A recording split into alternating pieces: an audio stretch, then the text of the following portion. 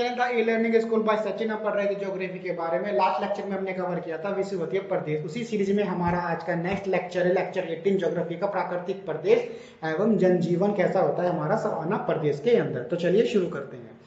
उष्णकटिबंधीय क्षेत्र वो होते हैं जहां पर आपको कम वर्षा देखने को मिलेगी और वहां पर गर्मी ज्यादा पड़ती है। उष्णकटिबंधीय सामान्य प्राकृतिक प्रदेश का विस्तार है दोनों ओर गोलार्धों के 20 डिग्री से लेकर वो 5 डिग्री के बीच आपको देखने को मिलता है। जैसे कि ब्राजील के पठार, ओरोनिको बेसिन, अफ्रीका महाद्वीप में एक चौड़ी पट्टी के रूप में, और ऑस्ट्रेलिया का जो नॉर्थ भाग यानी कि जो उत्तरी भाग है उसके विस्तार में आपको देखने को मिलेंगी। इस प्राकृतिक प्रदेश का सर्वाधिक विस्तार अफ्रीका महाद्वीप के सूडान में होने के कारण इसे सूडान तुल्य प्रदेश के नाम से भी जाना जाता है। तो सूडान जो तुल्य प्रदेश है वो क्यों जाना जाता है, तो जो सवाना प्रदेश है वो सूडान तुल्य प्रदेश के नाम से भी उनको जाना जाता है। यहाँ प्रदेश जो है उष्णकटिबंध, जैसे कि मैंने स्टार्टिंग में ही क्लियर किया था कि महाद्वीपों के मध्यवर्ती भागों में स्थित है, इसलिए यहाँ पर ग्रीष्म ऋतु में साधारण सी वर्षा होती है तथा वर्ष का जो शेष भाग है वो सूखा रहता है। वार्षिक तापांतर काफी अधिक यहाँ पर रहता है। जैसे कि आप ये मैप में देख रहे हैं, ये ग्रीन ग्रीन जो शेडेड लाइन है ये आपकी सवाना प्रदेश के है।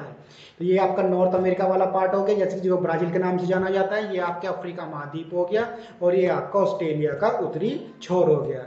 तो जो ये लैनोस और कैंपोस जो प्रदेश पाए जाते हैं, घास के मैदान पाए जाते हैं, वो ब्राजील के अंदर पाए जाते हैं।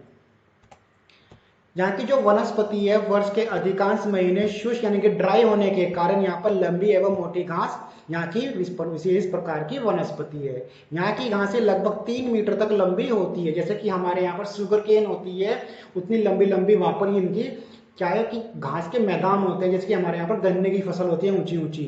सवाना प्रदेश में घासों का जो बाहुल्य है, जिनकी बनावट कैसी है, वो मोटी है, चपटी है और थोड़ी सी टेढ़ी भी है।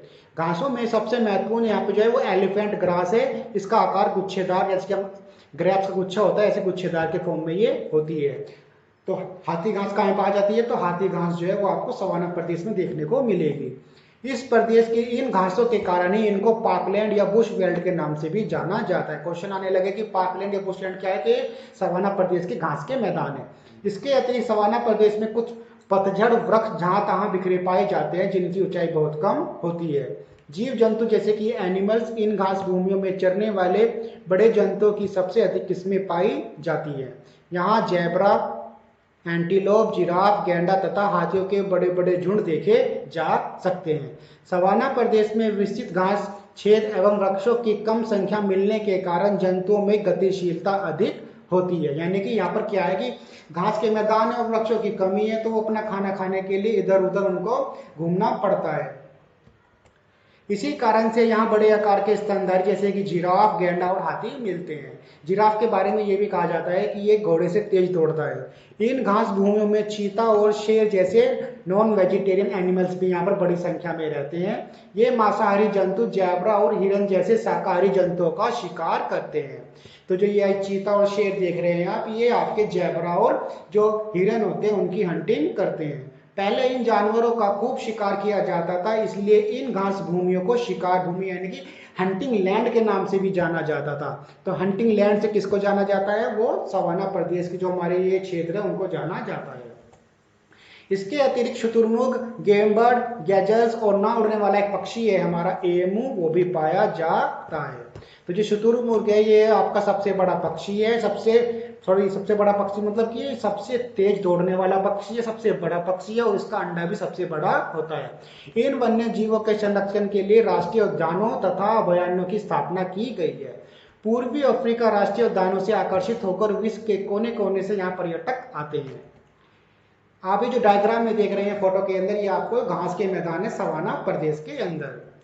सवाना प्रदेश के पूर्वी अफ्रीका की घास की भूमि में एक जनजाति पाई जाती है मसाई। क्वेश्चन आने लगा कि मसाई कहाँ जनजाति पाई जाती है, तो वो अफ्रीका महाद्वीप के अंदर पाई जाती है। जैसे हमारे यहाँ पर गडरिये होते हैं जो भेड़ बकरी का पालन करते हैं, वैसे ही वहां पर उनकी जाति है मसाई।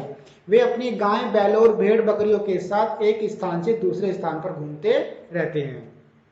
मांस, दूध तथा पशु उत्पादों का स्थानीय उपभोग होता है। यहाँ पशु चारण उद्योग के व्यापारिक स्तर पर विकसित होने की अपार संभावनाएं हैं, जबकि सवाना प्रदेश के ऑस्ट्रेलिया में स्थित घास भूमियों में पशु चारण काफी डेवलप है। तो जो सबसे ज्यादा जो डेवलप है पशु चारण उद्योग वो ऑस्ट्रेलिया के सवाना प्रदेश है। नाइजीरिया के सवाना प्रदेश में एक जनजाति पाई जाती है होसा, जिसका जो मुख्य व्यवसाय है वो एग्रीकल्चर ही है, यानी कि कृषि है। जो नाइजीरिया ये अफ्रीका महाद्वीप का सबसे बड़ा नेशन है। मक्का, ज्वार, बाजरा, मूंगफली आदि इस प्रदेश की प्रमुख उपजें हैं। दूध और मांस के लिए गाय, बैल, बकरियां आदि भी यहाँ पर पालन पोषण किया जाता है। तो उसी से रिलेटेड आज का हमारा होमवर्क है कि सवाना प्रदेश के पूर्वी अफ्रीका में कौन सी जनजातियां पशुपालन का कार्य करती हैं। किस देश के सवाना प्रदेश में पशुचारण उद्योग विकसित अवस्था में है। नाइजीरिया के सवाना प्रदेश में कौन सी जनजाति का मुख्य व्यवसाय कृषि है। ऐसे ही मोर लेक्चर देखने के लिए सब्सक्राइब करें the e learning school. Thanks for watching.